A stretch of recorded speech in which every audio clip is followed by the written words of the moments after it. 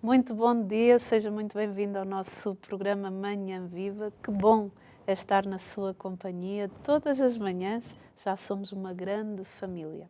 E hoje, como pode ver, começamos aqui a nossa manhã com um pequeno almoço.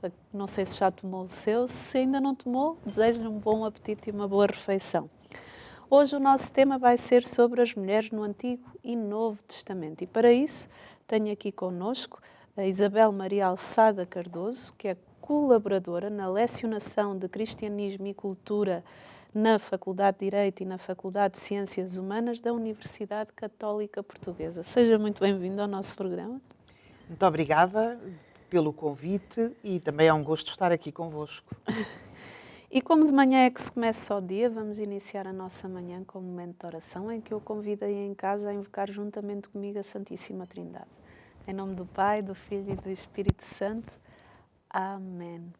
E vamos rezar, como o tema é mulheres, porque não rezar pelas mulheres deste mundo, para que Nossa Senhora venha em seu auxílio, que venha conduzir todas as mulheres, todas as suas atividades, toda a sua feminilidade, que Nossa Senhora venha em auxílio e seja esse modelo para todas nós, de mulher e também modelo de mãe, de esposa. Entreguemos todas as mulheres então ao Imaculado Coração de Maria. Ave Maria, cheia de graça, o Senhor é convosco. Bendita sois vós entre as mulheres, bendito é o fruto do vosso ventre, Jesus. Santa Maria, Mãe de Deus, rogai por nós, pecadores, agora e na hora da nossa morte. Amém. Nossa Senhora do Rosário de Fátima, rogai por nós. Em nome do Pai, do Filho e do Espírito Santo. Amém. Isabel, aceita uma água para chá? Aceito um café. Um café, então vamos lá. Aqui. Então, enquanto nós aqui nos servimos, para as pessoas que estão lá em casa, quem é a Isabel? Aqui a água.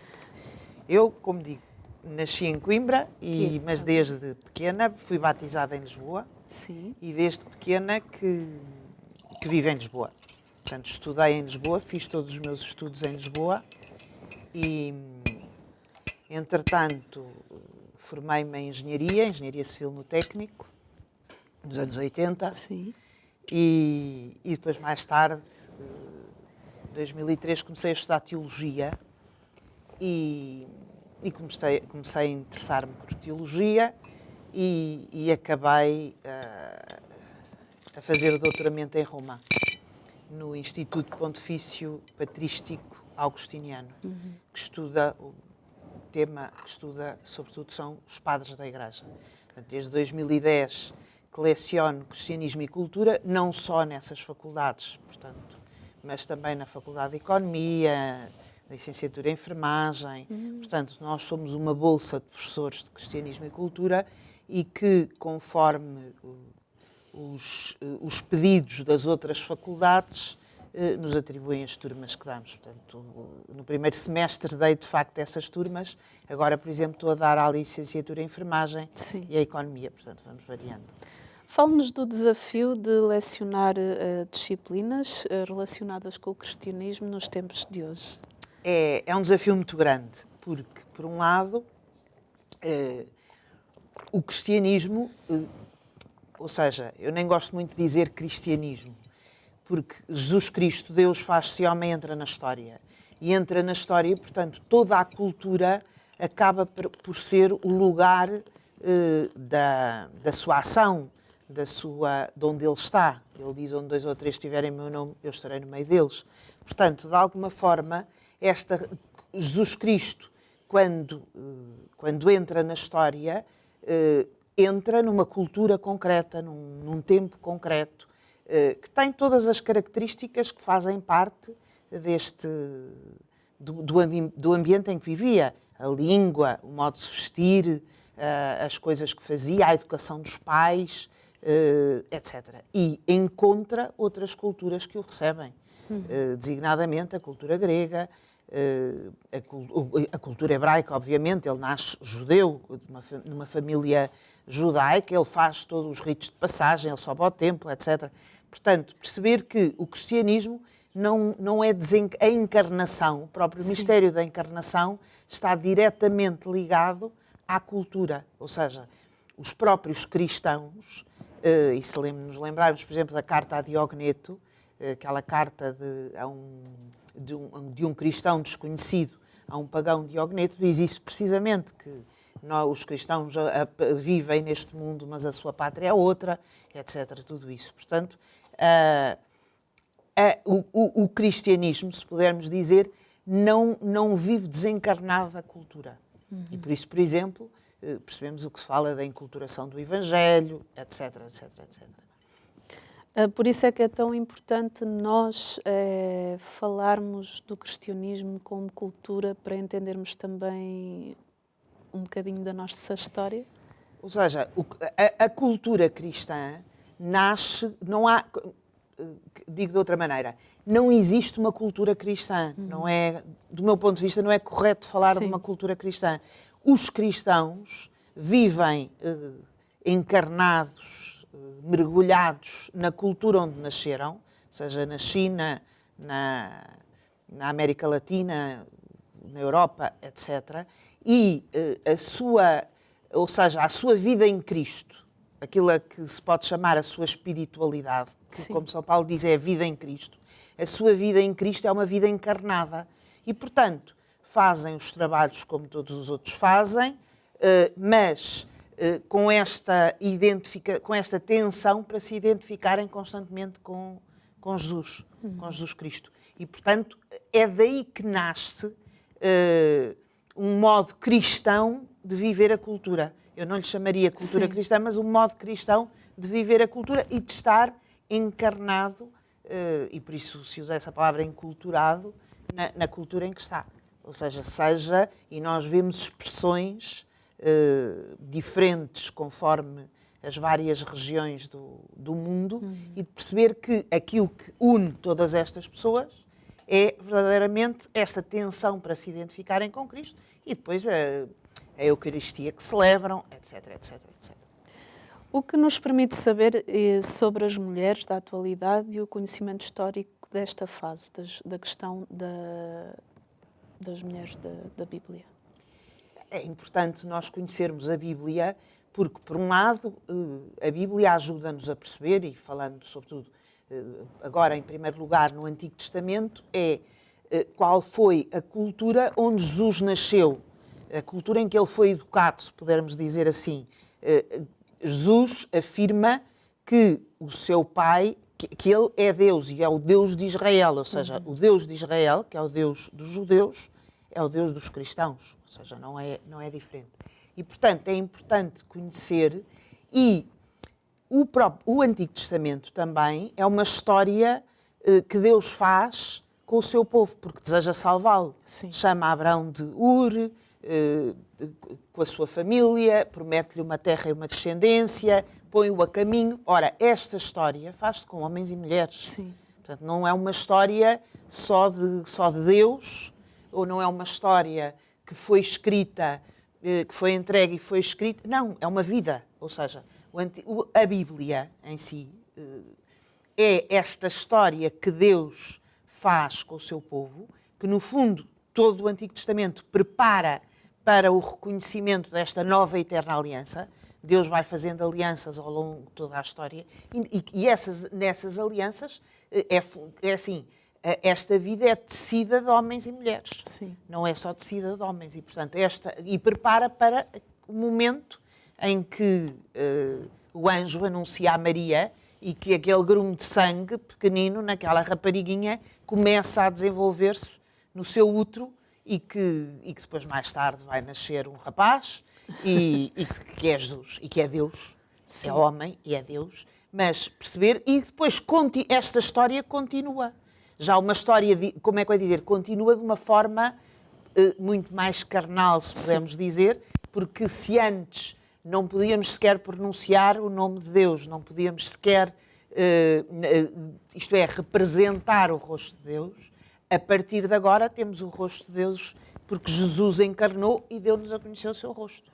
E, portanto, Jesus, na sua vida, encontrou homens e mulheres, e vamos daqui um bocadinho ver uma série de mulheres que se cruzaram com a vida de Jesus e que de facto, e isso é importante dizer, antes de entrarmos nas mulheres concretas, de facto, Jesus tem um olhar sobre a mulher que dá uma reviravolta na maneira de como a mulher era considerada, não só na cultura pagã, como também na cultura judaica. Sim. Portanto, Jesus dá esta reviravolta, porque Jesus acentua o seu olhar e a sua valorização no humano, ou seja, é o humano. Portanto, no humano cabe o escravo, a criança, o homem, a mulher, etc, etc, etc. Então, quem são as mulheres do Novo Testamento e do Antigo Testamento? Acredito que sejam muitas. Sim, posso lhe dizer que estive a ler alguns estudos sobre isso e encontrei valores para cima de 200 mulheres. São muitas. Com nomes, todas com nome, não diria nome e apelido, Sim. mas referindo de quem são, qual é que é a sua posição, quem são, etc. Não vou falar aqui Claro. de todas, mas vemos, de facto, podemos dizer que as duas mulheres mais importantes, e não só mais, eu não diria mais importantes, mais comentadas pela Igreja, ou seja, por todas aquelas pessoas que fizeram comentários, Eva e Maria. Sim. Depois temos uma série de outras mulheres. Por exemplo, temos algumas mulheres que fazem parte da genealogia de Jesus. Por exemplo, da genealogia que São Mateus faz. Sim. Tamar, Raab, etc. Portanto, vamos ter... isso é muito interessante, ver como nós olhamos para a sociedade, por exemplo, anterior, e podemos ver como... vamos admitir, mesmo na sociedade judaica, era o sumo sacerdote, Sim. etc. Portanto, uma sociedade acentuadamente patriarcal, valorizando a mulher, isto é, não pondo a mulher, mas é uma sociedade patriarcal. Se formos para o mundo pagão, vemos, quer no mundo grego, quer mais tarde no mundo latino, aquilo que no mundo latino era o pater familias, e no mundo grego também a academia onde estavam os homens, etc, etc. Portanto, esta intervenção de Jesus vai dar a reviravolta, mas isto não quer dizer que não haja mulheres no Antigo Testamento que não tenham esta importância grande. Vamos a algumas como pediu, Sim. para não estar a fugir. Eu deixo talvez Eva e Maria para o fim, mas, por exemplo, vou pegar aqui recorrer aos meus apontamentos. Claro, faz muito Por bem. exemplo, em Raab. Sim. Raab, se recorda, nós lemos a história de Raab no livro de Josué, e não sei se lembra, mas Raab acolheu e escondeu os enviados exploradores de Josué quando estes se infiltraram na cidade de Jericó a fim de obterem informações antes de a atacar. Sim. E Raab acolhe-os, esconde-os e depois diz para onde é que eles devem fugir. Ora, se nós virmos os comentários... Raab faz parte da genealogia de Jesus. Ora, esta mulher era também considerada como uma... Ela, por um lado, faz uma profissão de fé. Sim. Nós lemos isso no livro de Josué, versículo 13, capítulo 2. E vamos ver como, por exemplo, São Paulo, que tanta gente faz comentários ao modo de São Paulo de olhar a mulher, muitos deles completamente de ignorância Claro. sobre as cartas paulinas. São Paulo, por exemplo, vê em Raab a meretriz que não pereceu nem porque acreditou em Javé e acolheu os espiões. Por exemplo, São Paulo vai valorizar Raab porque diz, ela não pereceu, porque depois toda a cidade de Jericó são todos arruinados de alguma forma, mortos, e Raab e a sua família toda. E, por exemplo, ele diz que, de facto, porque acolheu, porque... Por outro lado, São Tiago diz que a justificação de Raab veio pelas obras. Depois nós vamos ver os padres da Igreja, muitos deles vão falar de Raab como a convertida, a profetisa, a incorporada na Igreja, a Igreja dos pagãos, que no fundo faz parte de toda a outra Igreja. Portanto, Raab passa a ser figura da Igreja. E isto vamos ver que é uma constante das mulheres do Antigo Testamento. Sim. Ou seja, as mulheres do Antigo Testamento é uma leitura já agora introduzo aqui só Sim. um pormenor mais técnico, mas que ajuda. Esta leitura do Antigo Testamento, à luz do Novo Testamento, chama-se a leitura tipológica. Ou seja, Raabe é tipo da Igreja. Ou seja, tipo, que em latim, tipo vem do grego typos, em latim é figura, ou seja, mostra-nos características da Igreja. Sim. A Igreja também é é a esposa de Cristo e também é ela que acolhe, que de alguma forma acredita em Javé. Portanto, temos aqui já várias características. Depois temos, por exemplo, podemos falar de outra personagem, de outra mulher que eu acho fabulosa e que tem um livro, que é Ruth. Sim, é uma mulher fabulosa mesmo. Ruth é fantástica. Era moabita, também está na genealogia de Jesus e ela vem dos gentios. Portanto, os gentios, quando nós falamos gentios, quer dizer que não eram hebreus. Sim. Portanto, não eram ou judeus, depois num período mais tardio não eram judeus. Ela vem e ela podia ter deixado a sogra, entretanto o marido morre, ela podia ter deixado a sogra, não, e ela acompanha a sogra. Depois, mais tarde, encontra Bus, que a acolhe como serva e que casa com ela e que a valoriza precisamente por ela não ter deixado a sogra e ter querido acompanhar, deixando a sua família, a sua terra, etc. Portanto, este sentido desta maternidade grande é sempre uma característica atribuída à Igreja. Ou seja, este sentido, isso é uma coisa belíssima, perceber que, de um modo geral, estas mulheres do Antigo Testamento são olhadas como figuras da Igreja. Portanto, veja a grandeza aqui atribuída, e estou a falar em Antigo Testamento. Portanto, de alguma forma, esta gentilidade que é inserida no povo de Israel, ou seja, ela passa a fazer parte do povo de Israel pelo seu casamento com o seu primeiro marido, que era judeu, e se pensarmos, por exemplo, no judaísmo, só é judeu se for filho de mãe judaica. Portanto, o pai não dá, sendo o judaísmo uma religião étnica, ou seja, Ruth mostra precisamente esta abertura da Igreja, ou seja, a Igreja já não é só para alguém que tenha características especiais ou determinada etnia, ou etc., mas é para todos. É para todos. E, portanto, esta abertura da Igreja, ou seja, é importante nós termos consciência. Isto são dois exemplos do Antigo Testamento. Sim. Podia continuar aqui com uma série deles e não terminávamos. Claro. Não é? Depois vemos no Novo Testamento a quantidade, e vemos, por exemplo, e como eu digo, deixo se calhar para a segunda parte Eva e Maria, porque tem uma grandeza. Mas, por exemplo, se nós pensarmos no discurso no Areópago de São Paulo, nos Atos dos Apóstolos, capítulo 17, em que Paulo anuncia ao Deus desconhecido, chama aos gregos, diz aquele altar que tem ao Deus desconhecido, esse Deus é aquele que vos anuncio. No final, nós encontramos, diz que há uns que não quiseram ouvir mais falar daquilo, da ressurreição e da mensagem que Paulo estava a anunciar. Depois há outros que dizem, ainda te vamos querer ouvir outra vez. E depois no final diz que há dois que ficaram, Dâmaris e Dionísio. Ora, perceber que podia-se não... É assim, quem é que conhece a Dâmaris? De Dâmaris não há mais referência nenhuma. Mas perceber que sempre este sentido da Bíblia de que como é que eu ia dizer? A mensagem é para todos.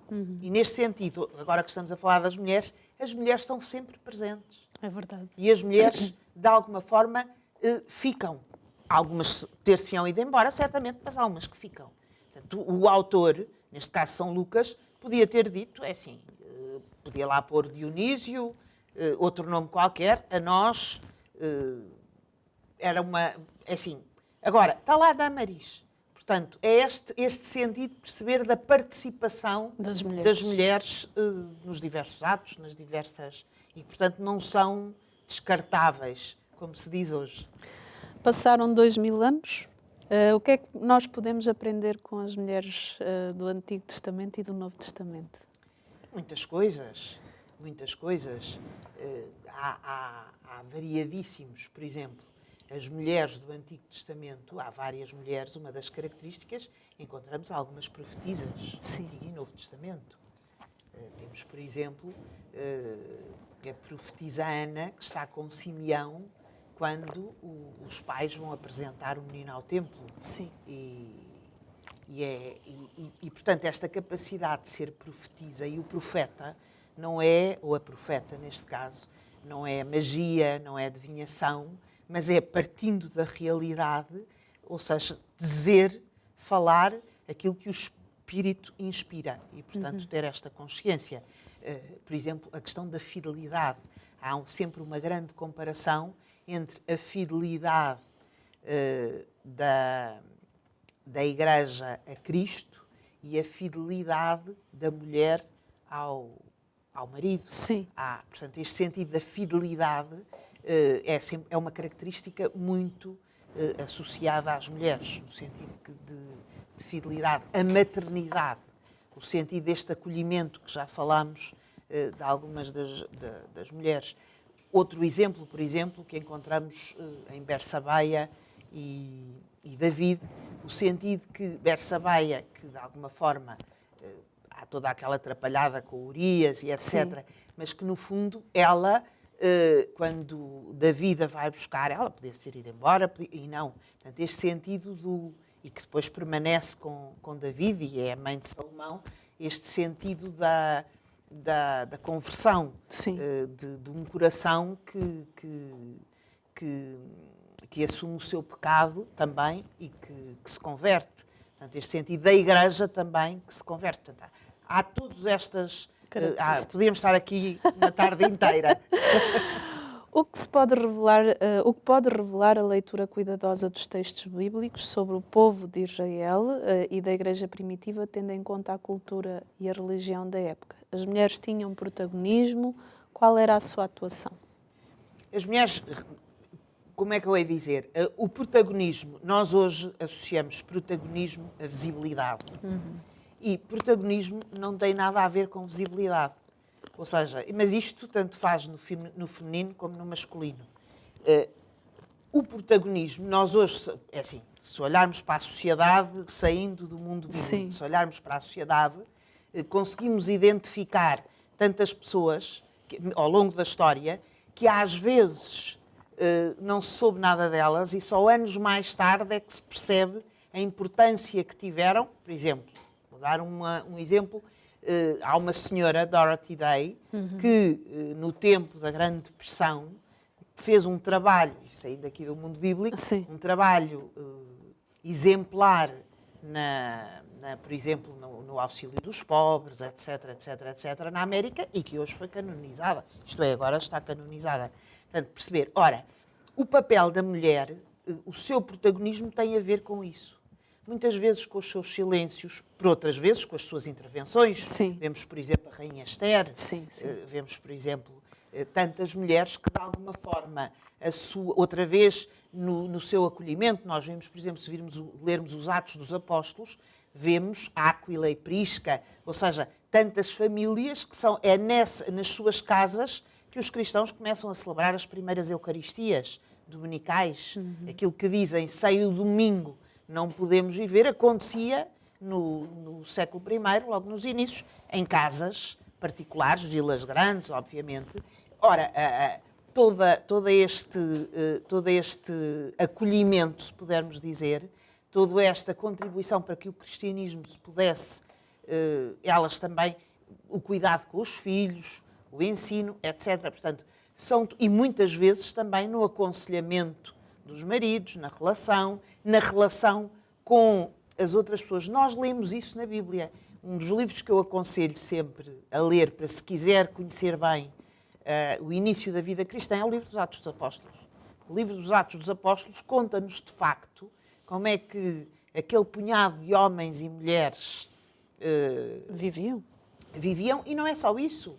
Alguns sem estudos, etc., e difundiram o cristianismo num fluxo ininterrupto que chega até nós, Até aos tempos de hoje, não é? Até aos tempos de hoje, e portanto perceber, e ali é muito inspirador, de facto, porque nós vemos nas atividades normais, que nós também fazemos hoje, de alguma forma, há esta... pelas estradas, por exemplo, as pessoas tinham que se deslocar e depois havia abrigos para descansarem, etc. Muito do cristianismo certamente difundiu-se e aí as famílias, as mulheres, etc., todo o seu papel. Depois vemos figuras como estas que eu falei e outras que poderíamos aqui continuar a conversar sobre elas, que tiveram missões, por exemplo, a Débora, Sim. que foi juíza. Encontramos uma série de mulheres que tiveram ações importantíssimas no seio da vida de Israel e etc. Mas perceber como, de facto, é importante termos consciência que protagonismo não é visibilidade. Sim. Não é diretamente... A visibilidade é uma característica, mas que não tem a ver com protagonismo. Pois é, e a primeira parte do nosso programa já chegou ao fim. Vamos para um brevíssimo intervalo e já voltamos.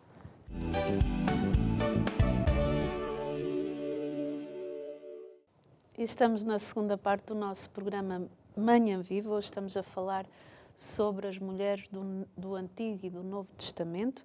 Temos connosco a professora Isabel Maria Alçada Cardoso, que é colaboradora na lecionação de Cristianismo e Cultura na Faculdade de Direito e na Faculdade de Ciências Humanas na Universidade Católica Portuguesa. E estamos aqui então a falar sobre as mulheres da Bíblia e nós queríamos saber como é que, em que ponto é que as mulheres da Bíblia foram esse ponto de unidade no cristianismo, para unir os povos.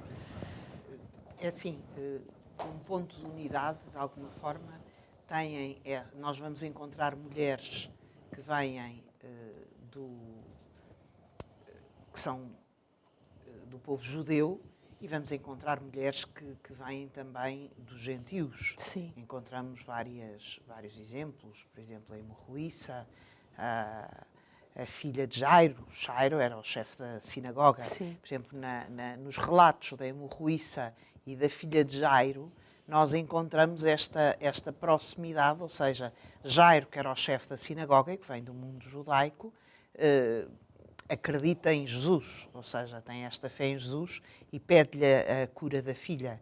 Por outro lado, na Hemorroíça, é a própria Hemorroíça que a sua fé a leva a tocar na túnica de Jesus, no manto de Jesus.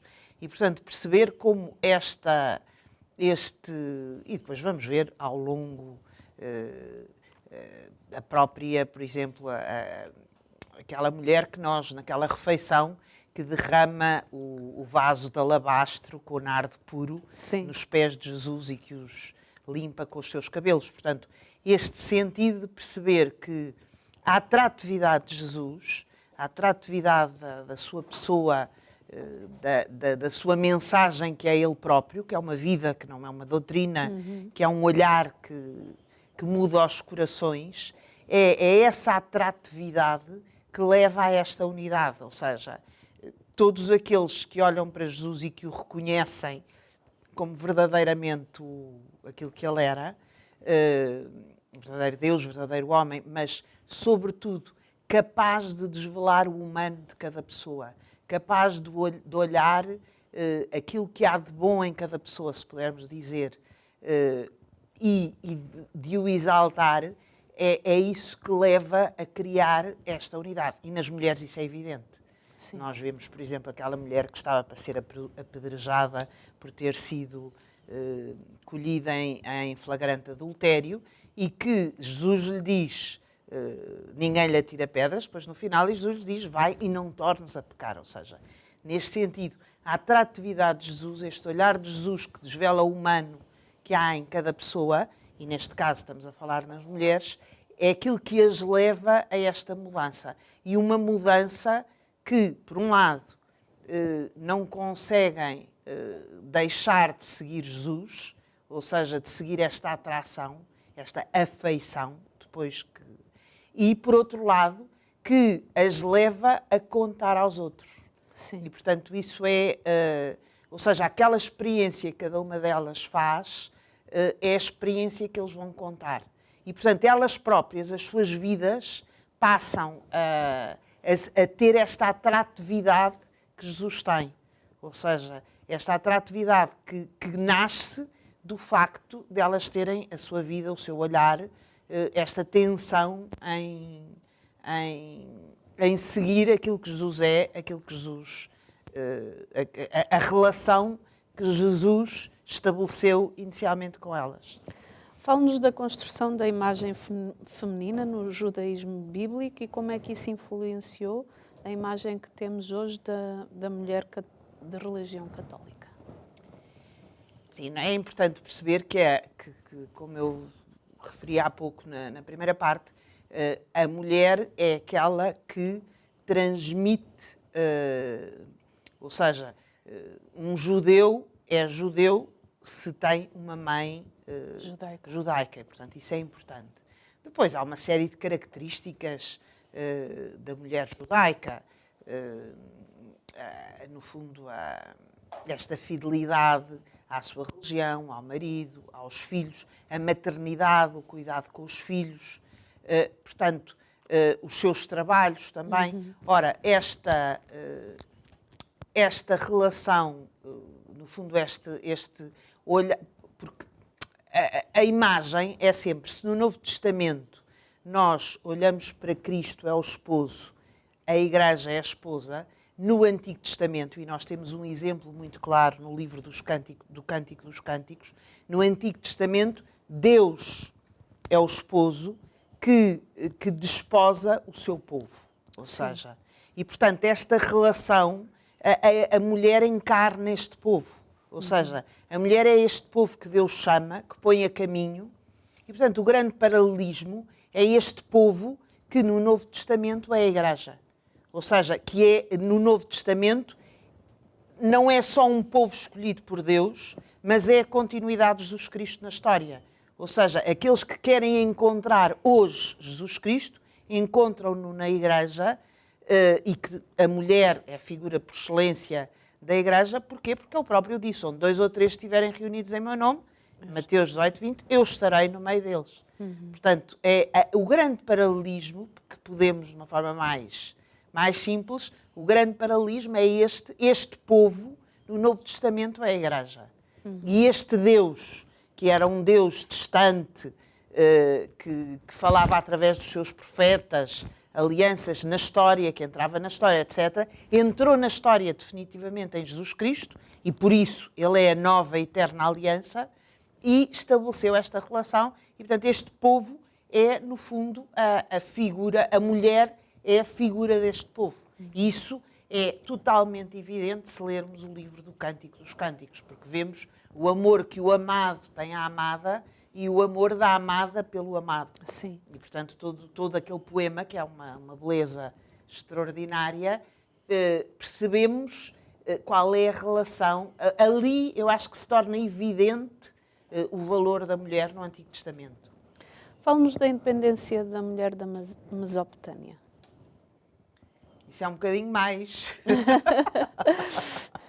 complicado. Sim. Mas, no fundo, perceber que também, ou seja, a mulher pagã tinha uma série de atividades, designadamente, por exemplo, muitas das mulheres eram as sacerdotisas dos templos. Sim. Um dos aspectos que era normal era a poligamia. Portanto, percebemos como, no conceito da antiguidade, e portanto podemos falar na Mesopotâmia, mas alargar mais o tema, vemos como a mulher às vezes era quase que olhada como algo para desfrutar, ou seja, algo para ser oferecida aos deuses, para prestar culto aos deuses, ou seja, e isso é algo que vai no judaísmo já, e vemos a presença destas mulheres que têm uma importância enorme, como falámos há bocado, Débora, Ruth, Raab, etc., tantas, Judite, Susana, Sim. etc. Vemos estas mulheres todas, e podíamos continuar aqui a dizer nomes, e que no cristianismo Jesus vai dar, vai de alguma forma dizer, não é, ou seja, aquilo que é importante, ou seja, aquilo que é verdadeiramente importante é a pessoa humana, se puder dizer de uma forma. É o homem, a mulher, porque as crianças também não tinham valor nenhum. Uma pessoa com uma deficiência era completamente descartada. Sim. Portanto, o escravo não valia nada. Nas culturas antigas, falando já em Roma, latina e grega, aquilo que tinha valor era o cidadão. Sim. Ou seja, ser cidadão, o cidadão é que tinha direitos, deveres, tinha etc. estatuto. E nós, repare, nós vemos, por exemplo, Pedro e Paulo, que falar só de dois nomes, acho que não deve haver problema. Pedro e Paulo. Paulo é decapitado porque era cidadão romano. Sim. E Pedro, portanto, Paulo é decapitado porque era cidadão romano. Pedro é crucificado porque não era cidadão romano. Pois. E a morte por crucifixão é muito mais dolorosa do que a morte por decapitação. É mais rápida. Portanto, isto para se perceber que o olhar de Jesus e aquilo que Jesus introduz, a reviravolta que ele introduz no olhar, e agora falando de um âmbito mais geral, da pessoa humana, é algo que permanece até hoje. Ou seja, aquilo que se fala hoje da dignidade da pessoa humana é verdadeiramente introduzido por Jesus Cristo. Isso é importante ter consciência. Já referiu algumas mulheres da Bíblia, mas vou desafiá-la a referir mais algumas e a falar-nos dos seus temperamentos. Sim, eu iria falar agora sobretudo duas delas. Começar com Eva.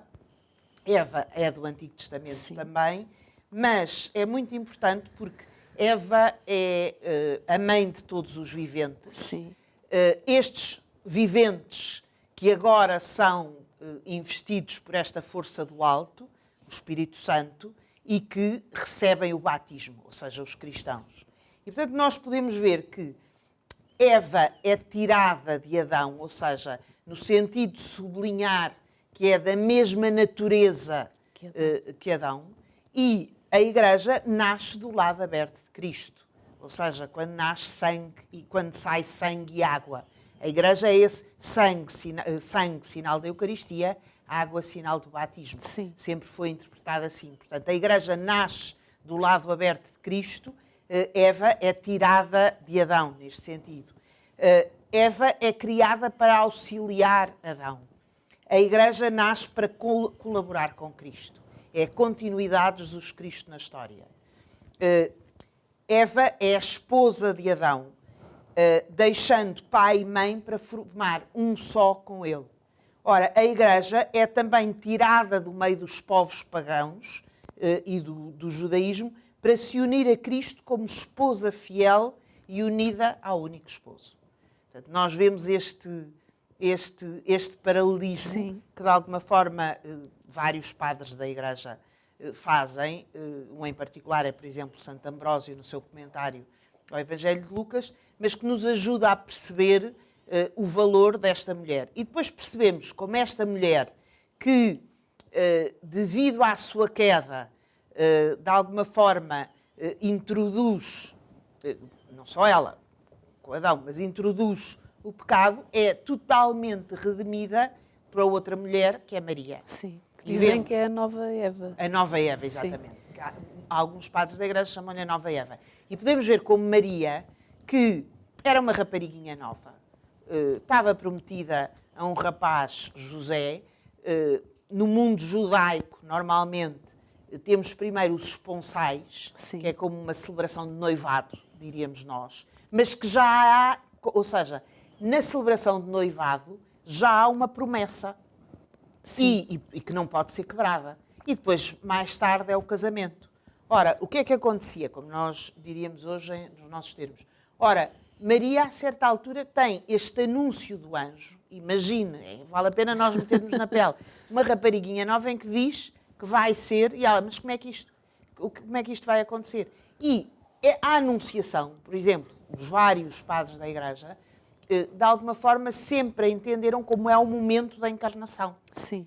E, portanto, ela vai gerar aquele filho, tem aquela dificuldade, e vemos como Maria está sempre presente nos momentos fundamentais de Cristo, inclusivamente está presente no momento do nascimento da Igreja.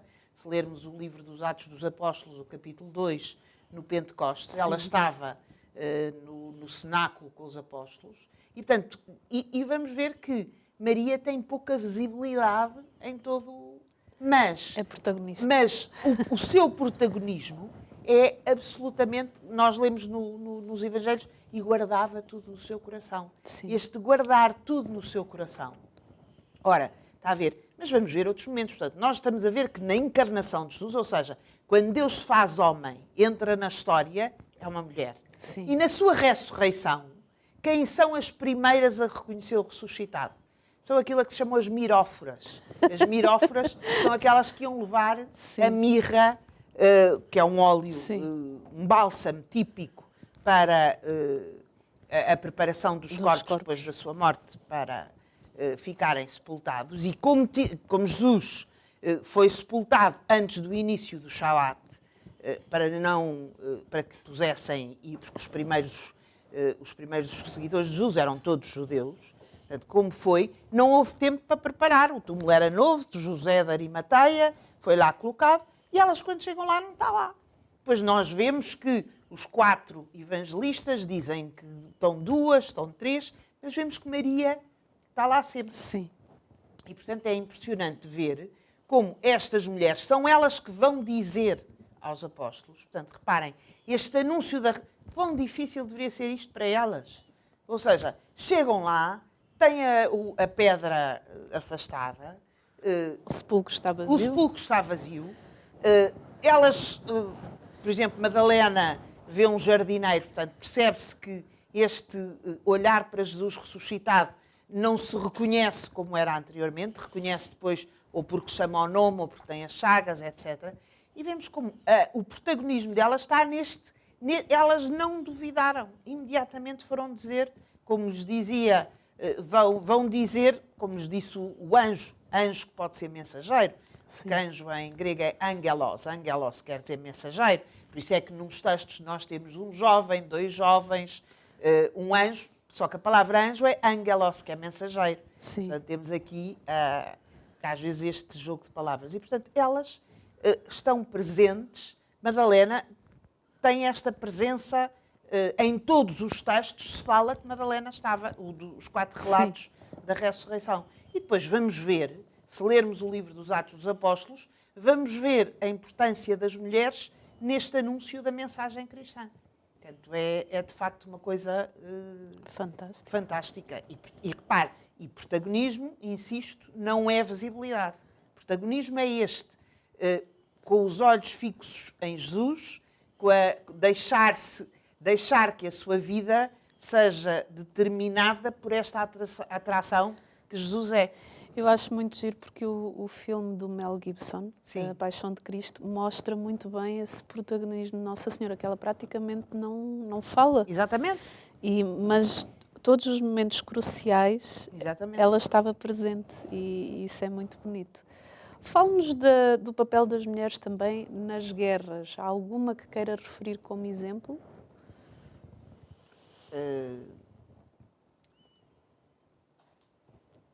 Tenho um bocadinho de dificuldade em responder Sim. a essa pergunta. Um bocadinho de dificuldade, mas vemos em alguns casos em que elas estão presentes nas guerras. Por exemplo, a Judite foi... Exatamente. A Judite que depois acabou por decapitar o Holofernes. Sim. Mas, ou seja, as mulheres não se, como é que eu ia dizer, não se coíbem. A sua ação tem a ver com o que é necessário naquela altura. Ou seja, como Tiago dizia de Ruth, que Ruth, de alguma forma, pelas obras, Raab, pelas suas obras, ela, de alguma forma, muda a sua vida.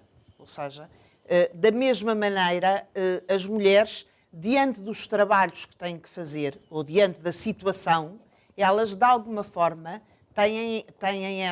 atuam como é necessário atuar. Portanto, não têm medo. Não é por isso que são inferiores neste sentido, como às vezes possamos pensar. Portanto, encontramos algumas mulheres presentes em guerras e que, de alguma forma, vemos, por exemplo, às vezes não são só guerras cruentas, Sim. mas vemos, por exemplo, em guerras diplomáticas, como temos, por exemplo, Esther. Sim, sim. Esther estava ali num problema que era um problema, sobretudo, diplomático, muito complicado, e que ela consegue, de alguma forma, mostrar a verdade do que estava a acontecer e, de alguma forma, o rei percebe que estava a ser enganado. Sim. E repare que Esther arriscou grandemente a sua vida, porque o que era certo é que a seguir existiria uma guerra em que o seu povo acabava por ser exterminado. Como já tem vindo a referir, Jesus deu uma importância não só às mulheres, mas também às crianças, mas estamos a falar de mulheres, e que é bonito. Destaca algumas cenas importantes no Novo Testamento em que Jesus deu destaque. Deu destaque? Deu importância. Mas quem? A crianças? Às mulheres. Às mulheres. Sim, tantas. Samaritana. A samaritana, exatamente, quando todo o diálogo com a samaritana, em que é de facto interessantíssimo, porque nós percebemos que a samaritana não deveria ter uma vida fácil, vai ao meio-dia buscar água a um poço, não é no pino do calor, e estabelece um diálogo em que no início nós percebemos que é uma desconversa. Sim. E que, a certa altura, quando percebe que aquilo que, e eu insisto sempre, é aquilo que Jesus diz no Evangelho de São João. Quando eu for, atrairei todos a mim. É esta atração que Jesus provoca. Ou seja, a iniciativa é dele. Mas o encontro não acontece se a liberdade do outro, isto é mais uma característica que é valorizada por Jesus na pessoa humana, portanto, a liberdade do outro tem que acolher e responder. Sim. É aquele acolhimento e resposta. E isso vemos, por exemplo, na Samaritana, em que, de alguma forma, quando percebe que aquilo que Jesus tem para lhe dar é algo que preencherá a sua vida, imediatamente, e eu insisto neste aspecto, estes encontros de Jesus, com as várias mulheres, leva-as imediatamente a ir contar aos outros. Ao anúncio. E depois vemos como vem o povo, já não é pelo que ela diz, mas é porque nós fomos testemunhas. Portanto, é este sentido. Vamos ver, por exemplo, outras mulheres que eu não falei aqui e que são muito importantes. Um dos aspectos que é valorizadíssimo na mulher é a questão do martírio. Sim. Nós vemos, por exemplo, se lermos o texto, a ata do martírio da Perpétua e Felicidade, era, no fundo, Ama e Maia e a senhora, e que estava grávida, a Perpétua, e que a Perpétua tem a criança, o diálogo que ela tem com o carcereiro, porque ela entra em trabalho de parto, começa com as dores de parto, e o carcereiro diz-lhe, estás agora aqui com as dores, depois é que tu vais ter as dores ali na arena. E ela diz-lhe, não, estas dores eu tenho, mas ali na arena é o outro que terá as dores por mim. Portanto, esta resposta... Ora, o martírio nas mulheres é absolutamente extraordinário. Ou, por exemplo, outro episódio no Antigo Testamento que eu me estou a lembrar, são as parteiras. Sim. As parteiras hebreias que vão contra a lei. Ora, ir contra a lei, uma lei egípcia, era serem mortas. Sim, sim. E é por elas que nasce Moisés e que o povo hebreu replica, porque elas tinham era que matar os rapazes.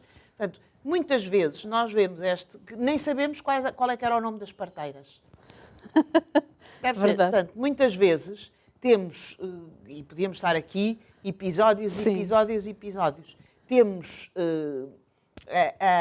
o protagonismo das mulheres é, de alguma forma, esta atuação, ou seja, esta ação naquilo que é preciso fazer.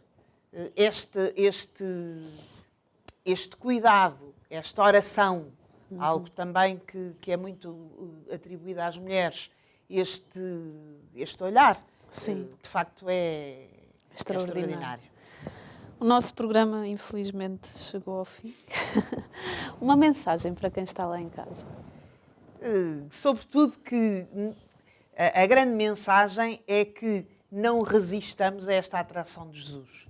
Porque esta atração de Jesus, e neste caso sejam homens, sejam mulheres, é a atração que pode mudar a nossa vida. Verdade. E que só depende, ou seja, esta mudança da vida só depende do nosso sim, como Maria disse o sim. Sim. Se nós pensássemos que Maria não dissesse sim quando o anjo lhe disse, o mensageiro, o angelos, lhe disse que ia ser mãe do Salvador, como é que seria a história? É verdade.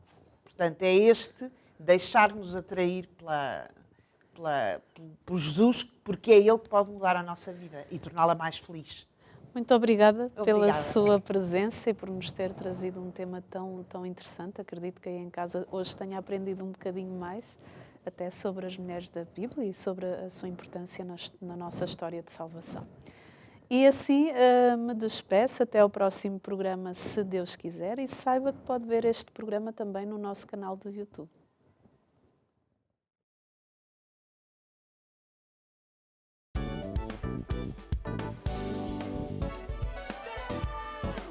Se gostou deste programa, clique aqui na nossa playlist aqui em baixo para ver outros episódios. Se ainda não subscreveu o nosso canal do YouTube, faça-o já clicando neste botão aqui do lado e será logo o primeiro a saber todas as novidades.